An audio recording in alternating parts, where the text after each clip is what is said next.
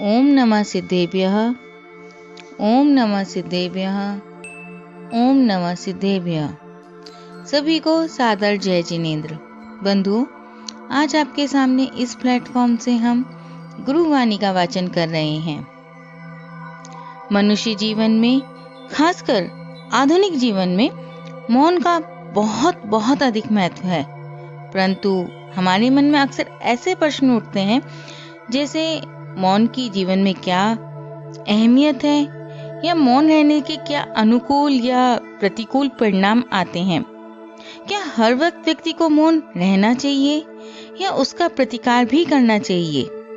तो इन प्रश्नों का समाधान हमें सरल शब्दों में संत शिरोमणि आचार्य श्री 108 विद्यासागर महामुनि राज के परम प्रभावक शिष्य मुनि श्री 108 प्रमाण सागर महाराज जी के मुख वचनों से मिला, जिसका वाचन हम आप सबके साथ शेयर कर रहे हैं। तो चलिए शुरू करते हैं गुरुवाणी। देखिए, मौन एक बड़ी साधना है। हमने एक कहावत सुना है,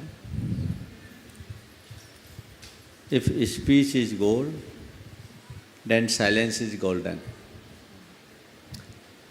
ये बहुत पुरानी कहावत है। जीवन में कई बार ऐसा अनुभव आपने भी किया होगा, सबने किया होगा, जो बातें हम अपने वचनों से व्यक्त नहीं कर पाते, उनकी अभिव्यक्ति हमारे मौन से हो जाती है। तो मौन की अपनी महिमा है। जहाँ तक मौन साधना का सवाल है, तो मौन साधना से हमारी प्रवृत्तियां नियंत्रित होती हैं, विकल्प शांत होते हैं।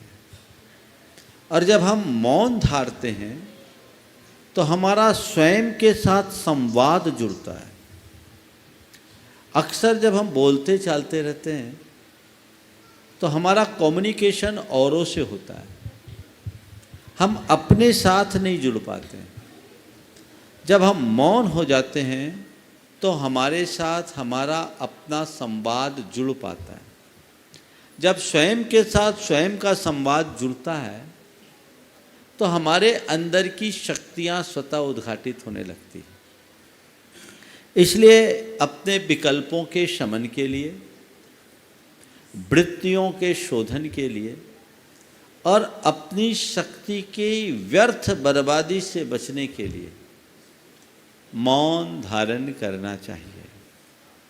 जहाँ तक मौन रखने से वाक शक्ति का सवाल है, मुझे ये अनुभव नहीं है कि मौन बोल रखने से व्यक्ति की वाक शक्ति प्रखर होती है, पर मुझे इतना पता है कि मौन रखने से बोलने की ताकत जरूर आ जाती है। सन 2004 में मुझे लेरेंजाइटिस हुआ। एक रात क्रैशर में रुक गया। ये जो गिट्टी वाली क्रैशर होती है, पूरा एरिया क्रैशर का था। रात भर डस्ट से बड़ा गहरा इन्फेक्शन हो गया। अब उससे मेरे गले में बड़ा ज़्यादा इन्फेक्शन हो गया, बोलना मुश्किल।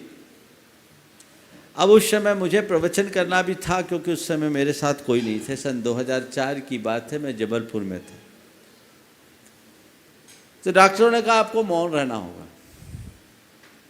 मैंने तय किया कि प्रवचन में जाने के 2 मिनट पहले मौन खोलूंगा और प्रवचन करते ही मौन हो जाऊंगा।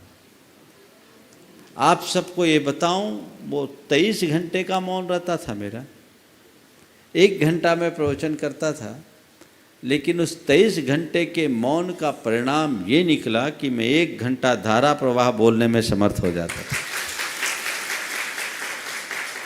तो ये इस बात का द्योतक है कि मौन रहने से बोलने की ताकत तो आती है। आप लोगों को भी अनुभव होगा, जब गले में तकलीफ होती है तो डॉक्टर बोलता है भैया थोड़ा मौन हो जाओ, यानी अपना गला व्यर्थ में मत थकाओ। तो मौन एक साधना है। और हमारे कुछ ऐसे भी उद्धरण आते हैं कि जो नियमित मौन होता है वो यदि अपने मुख से कुछ उच्चारित करता है तो कहते हैं जो वो बोलता है वो घट जाता है। ऐसा मैंने सुना है, पढ़ा है, अनुभव नहीं किया। आपने कहा क्या हर स्थिति में मौन रहना उपयुक्त है या कभी बोलना भी उचित है? तो हमारे शास्त्रों में कहा कि स्वयं पर यदि कोई विपत्ति आए तो मौन हो, जहाँ पाप की संभावना हो वहाँ मौन हो, लेकिन धर्म नाशे क्रियाध्वंसे संवित्तो तत्व विप्लवे अपृष्टैरपि वक्तव्यम जिन सिद्धांत सुरक्षणे। जब धर्म का नाश होता दिखे, क्रियाओं का ध्वंस होता दिखे, तत्व का विप्लव होता दिखे, तो बिना पूछे भी बोलना चाहिए, क्योंकि उसके बिना हम धर्म की रक्षा नहीं कर सकते, संस्कृति की रक्षा नहीं कर सकते, राष्ट्र की रक्षा नहीं कर सकते, समाज की रक्षा नहीं कर सकते। तो ये एक सीमा है। जब हमारे मौन रहने से किसी का हित हो तो वहाँ बोल देना चाहिए, जब हमारे बोलने से किसी का हित हो वहाँ मौन रहना चाहिए। यदि अच्छी लगी हो तो लाइक करें और औरों के साथ भी शेयर करें, और हाँ, सब्सक्राइब जरूर करें ताकि इसी तरह की और भी क्लिप्स हम आपके साथ शेयर करेंगे, ताकि आपको उनकी नोटिफिकेशंस मिलती रहे। तब तक के लिए जय जिनेंद्र।